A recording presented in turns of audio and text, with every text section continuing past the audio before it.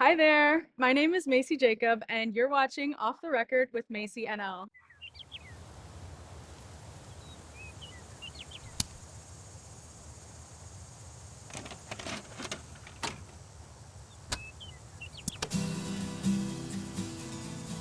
Today we're here at the Lager House Detroit chatting with singer-songwriter Aggie Miller.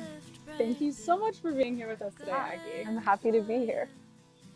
So let's start by introducing yourself to anyone who might not know you. My name is Aggie. I'm a songwriter. I'm currently on tour with the Army, the Navy, which has been incredible. Yeah, it's like a dream. It's insane. How would you describe your style of music to someone who hasn't heard you before? I think it's honest. I think that's the leading drive in my songwriting and performing. I think genre-wise, I'm not super interested in genre, and I more follow a song into whatever genre feels right for what that song is. Yeah, honest is probably the word I would use. That's awesome. And who do you think should be listening to you? I think my first album, which is called Aggie Miller, I think it's for young people in this very weird transitional period of like 17 to 20, when you kind of go to college or you don't, or you're still in your hometown and you're trying to figure out who still likes you and who you still like. And yeah, so like 17 to 20 young adults. I think that's who that album is for. But I feel like I'm transitioning into a new era of songwriting, which feels a little bit more mature and like I've kind of come into myself a little bit as a writer and as a person. And I think that those songs are for everybody of all ages. That's amazing. I feel like I'm certainly in your demographic. Yeah. I love your music. It's so Thank amazing. you. I think we all love it. Yeah. Yeah. Thanks. We're all really excited to have you here That's with us awesome. today. Thank you. For sure. And we're very excited to see the show tonight. Me too. I'm excited to play it. It's I've never amazing. played Detroit, so.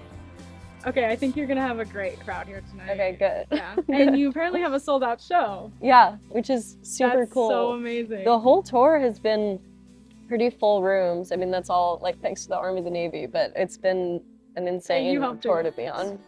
I hope so. I don't know. How's it been connecting with these like new fans? It's really insane and amazing, and I feel like I really lucked out. This is the first like big tour I've been on, and I really lucked out with what the audience is. They're all just young people who are really good listeners, and the Army, the Navy's fans are like unbelievably supportive and open to new experiences, which I think isn't always true. People aren't always really listening to the opener, but yeah. It's been great.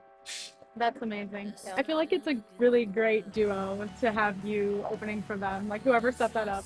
Yeah, it was them. I mean, it's really funny. Like Sasha and I, who's in the Army, the Navy, we know each other through a mutual friend, and we met once years ago, and we just kind of hit it off and stayed connected on Instagram and kind of kept up with each other's music. And then they asked me to open for them on this tour, which was so yeah, it's been great. Wow. Yeah. So did you always know that you wanted to be an artist? No, I mean, it wasn't really like it's never been a career-oriented thing for me. I think I discovered songwriting when I was pretty young, when I was like 13 or 14, and it was just something that I really liked. And then as I got older and I learned how to like work at something, it was kind of one of the only things that I liked working hard at. And I could spend hours just kind of working on trying to make something that felt true or felt good to me. So I think that kind of pushed me in the direction of trying to be an artist in like a career way or like a day-to-day way, but I always loved the craft of it. Yeah. Yeah. Do you think it makes it harder to do it sort of like as a career, meaning like for a living? Do you think that's different than just being a songwriter as passion? Yeah, definitely. And I feel like I've struggled with that a lot in the past year and a half or 2 years when I've kind of decided that this was the thing that I want to do and like put all my focus onto.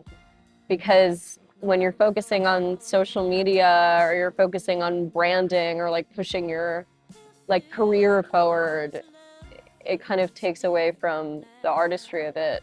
So I've really been trying to like find a balance between the artistry and the kind of marketing of all of it, which really doesn't come naturally to me. Like I don't like Instagram, like whatever, but No, it sucks. yeah.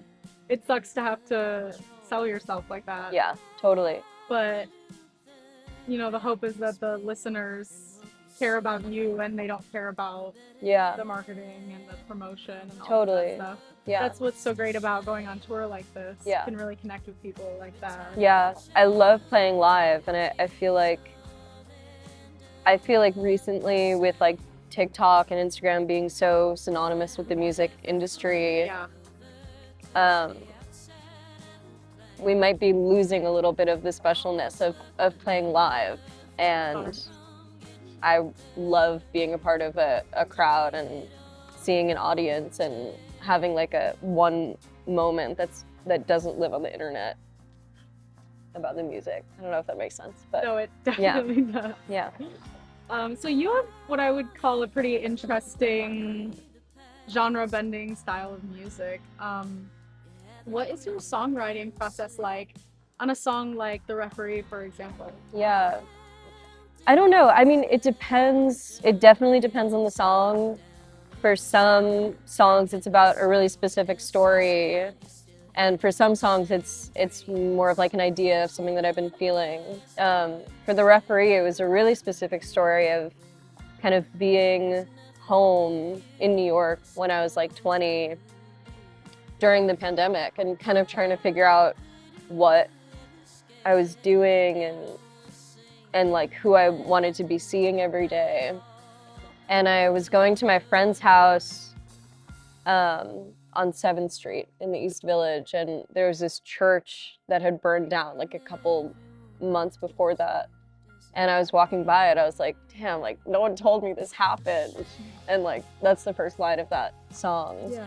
And it's about feeling disconnected from your city and disconnected from the person that you were when you were a teenager. And yeah.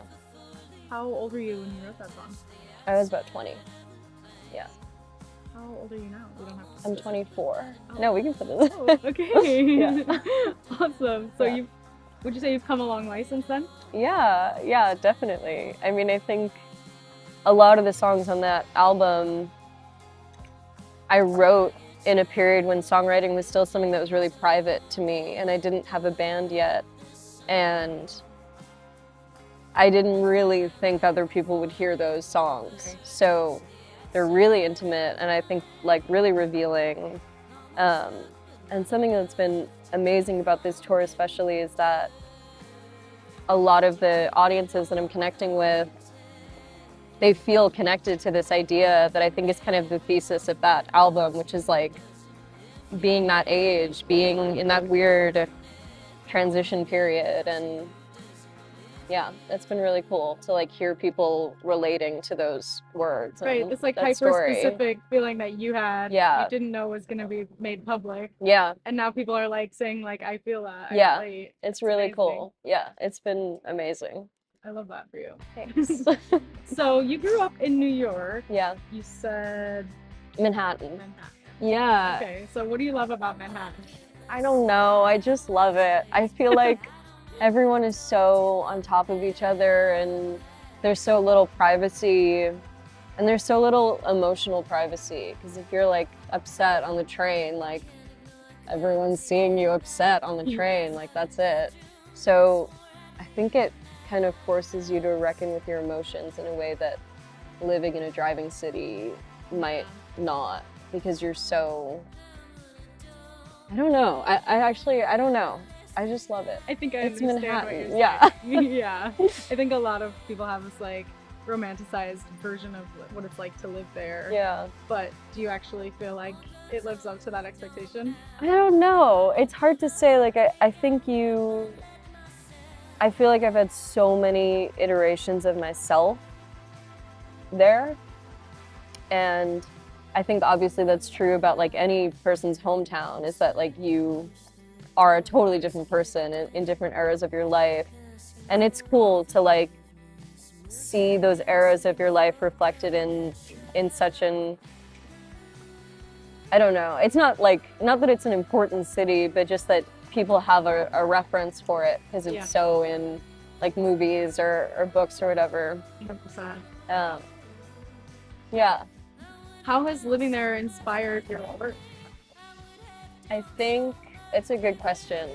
A lot of the songs off my first album are about New York and are about the different people that I've been and the different people that I've known when I was living there in my childhood and in my teenhood.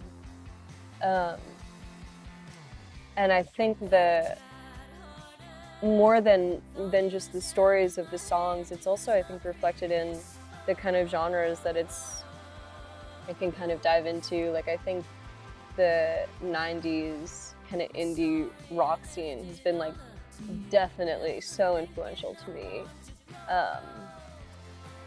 Yeah. So speaking of that, what is your Desert Island album? That's a good question. It has nothing to do with New York. Okay, that's fine. I love the album Breakfast in America by Supertramp. It's like a very random answer, but I could listen to that album a million times. It's a valid answer. Yeah, it's super Who fun. would you say are your like biggest musical inspirations? I don't know. I mean, I think I owe a lot to my parents. My parents had really great taste in music and really different tastes from one another. My dad was really into Fiona Apple and Kate Bush and Courtney Barnett. He was like for the girls, you know, like it's hilarious, but it's really true. Like he kind of put me on to all those like 80s, 90s, early 2000s, like kind of alt girls, which really shaped me. And my mom was responsible for more of like a blues and folk side of my songwriting that I think was really influential, which was like Townes Van Zandt, Lightning Hopkins, and not that that's like so directly reflected in my music, but I think just knowing that that kind of songwriting was out there was really important for me. So do they love your music then? My parents or Townes Van Zandt? My parents, yeah, they're insanely supportive. Yeah, they're really, really supportive. They've been so awesome. They like come to all the shows and it's very fun. Awesome. Yeah, they're great. Do you think there's a space in your fan base for rock dads? Yes. I think there's a space in every fan base for rock dads, so like they make the world go around. Yeah, they honestly do. They run the world. I know. Yeah, absolutely. I actually I feel like when a dad tells me that he likes the songs, like that's a real, yeah, it actually does. It's like when a child says you're pretty. Right, yes. Because like you have no reason to like be yeah. They cannot be honest. I know. Do you make your own merch? Have you in the past? Yeah, we actually had a long journey with merch. They had drawn up this logo, like the Aggie Miller logo that kind of became the official logo. And Harry, who's in my band, he plays drums, he taught me how to screen print. And so, awesome. Yeah, we like screen print all of our shirts, and I love that so much. Yeah, it's been great. What advice would you give to other artists that are trying to make their own merch as well? Learn how to screen print. Yeah. Like it's really easy once you have it down. Yeah. It's such a bitch in the beginning. Like you can't, it's so hard and annoying. But if you get screen printing down, it's so much cheaper to make your own stuff. Yeah. And just make what you like and like make what you want to wear. I feel like there's so many band shirts that are like kind of a weird cut or like they're just not flattering. It's like, don't like stop making that, you know? What's your favorite song to perform? It depends. With my band, I love performing. I love doing Bambi because it's like it's a weird like ballad in some ways, and it's like fast and it's fun to sing and it's kind of challenging to sing, which I really like. Yeah. But when I'm doing a set like I'm doing here, which is really stripped down because it's just me on guitar and my friend Emma playing viola and singing with me. Wow. I think this song called Ouroboros is my favorite to sing, which is not out yet. Yeah. But don't know that one. Yeah. So we will hear that tonight. Yeah. Oh. Yeah. But yeah, I love singing that one. Do you like to sing other songs besides your own? Do you do any covers ever? Yeah, we do. We're doing a cover tonight. And I'm not telling you what it is. No, it's Oh. I'll tell you. Okay. It's I Bet I'm Losing Dogs by Mitski. Which is like, I don't know, I felt I had reservations about doing a Mitski cover because like she's so I feel like close to home for me that like, I don't know, it feels like too obvious like to myself. You know what I mean? I don't know. But it's been super fun, and like the Army the Navy fans like that song, and they always sing along, which is like so awesome. Yeah, I'm sure the audience loves that. It's super fun. But with my band, we've started doing a cover of Babushka by Kate Bush, which is like so fun to do. Yeah. Yeah. It's funny, like I miss my band. Like I love playing like this, like being kind of solo and like showing people the songs the way that I wrote them, but there's like a theatricality that I think comes with playing with a full band and not playing an instrument. Like I don't play guitar in the band, I just sing, which frees you to be kind of a performer. Yeah. Do you have like a mantra or anything in particular that you tell yourself before you get out on stage? That's a great question. Yeah, on the first leg of tour, my best friend Tula was with me. It was just us. And every night, like before I went in, I was really scared. Like I have a lot of fear of playing guitar because I feel like I'm not a fluent guitar player. And I'm getting over that, but I definitely have that complex. And like every night before we went on, she would be like, "You know these songs because you wrote them." And I was like, "Oh yeah, yeah, I know these songs because I wrote them," which was so obvious and also so helpful. Yeah. So yeah, that was my Sometimes you mantra. get caught up on the finer details. Yeah, Totally. Forget that you were the one that came up with it. Yeah, which is cool. I love that you have that. Do you have any like stage fright or? Yeah, definitely. But, you know, it kind of takes two forms. Like, one form, which I felt on some shows at this tour, where I'm on days that I've just like been more anxious or, I don't know, just been more scared or it's been a bigger room. The feeling is like, oh my God, like, please don't let me go out there. Like, please have something happen where like, I can't do this show. So that's one form. But another form is like, I'm so jittery and like I want to get out there so bad, which is obviously like a much better feeling to have, but definitely. Yeah. What is the actual fear there? I don't know, that like people,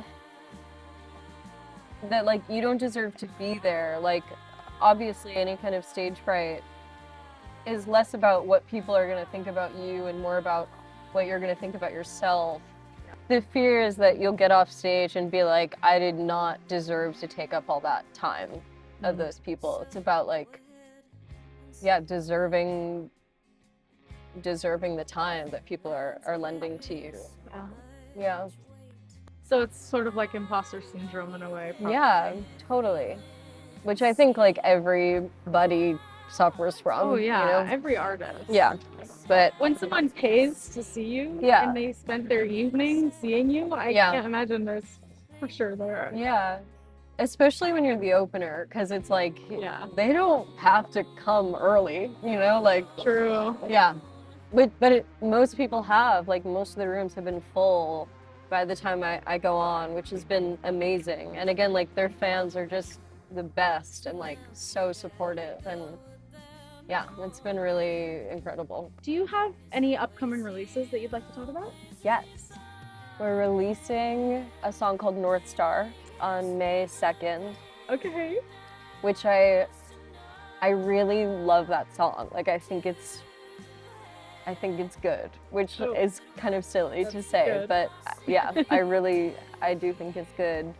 And I think it's more abstract narratively than other songs that I've released, which is really cool. I don't feel like it's about any specific story or like thing that happened to me, and it's more about a feeling of kind of feeling like this subjugated one in a relationship, but not really knowing why, and kind of feeling like you've done that to yourself or like belittled yourself into the position that you're in. And then in the future, like in the next couple months, probably over the summer, we're working on like a 4-song EP. Oh. Which will be out at some point, probably, yeah, I don't know, in the summer. So can you tell us anything about what that's gonna maybe sound like? Yeah. One of them is really, I'm gonna do it solo. It's really kind of Jessica Pratt-y, Haley Hendrix. I think those are probably good references for what that song is. Cool. And that one's about what it's like to make music with other people and how it's really hard to kind of relinquish the power, like the intimacy you feel like you have with your songs to other people, and it takes a lot of trust, and it's something that you really have to work at to kind of learn how to collaborate in a way that feels like you're sharing in a way that doesn't feel like you're losing anything or like losing a part of yourself. Yeah. Okay, for the last question off the record, what would you rather be than lucky? That's such a good question. Probably like invisible. Like, I feel like that was always like, when you were a kid and he was like, would you rather fly or be invisible? It was insane to me that people answered fly. Like, that was insane to me. Because you could just know everything. Like, imagine knowing everything. Unlimited power. Well, you would have to get there. Like, you can't like order an Uber and like get on a plane when you're invisible. That's actually so true. You would only know like what was going on in like your neighborhood. Yeah. Yeah. Which, hey. But imagine that. Yeah. Yeah. I don't know, I feel like you'd scar so yourself. Funny. Like, you'd see something you weren't supposed to. Yeah. I think I was like a really nosy kid, which is like why that like felt so important to me. But yeah, that's a great question. Where does that come from, that line? It was a collage that I made like years ago. I was like looking at these old magazines, and I think it was from like a Lucky Strike cigarette ad from like the 40s or 50s. And it just like really resonated with me, and I really liked it. Yeah. Thank you so much for being here with us today, Aggie. Make sure to stream North Star May 2nd. Yep. And an upcoming EP potentially. Yeah. When? Soon. I don't know. When we feel like it. Yeah. I don't know. Stream Aggie Miller, the album, and follow Aggie Miller on Instagram. Really just Instagram. And Spotify. Yeah, and Spotify. Apple Music. Yeah. YouTube. Bandcamp. I love Bandcamp. Make sure to follow us on Instagram at BRIGHTMOSS Productions and subscribe to our YouTube channel if you want to see more videos like this. Thank you so much for watching. Bye-bye. Thank you.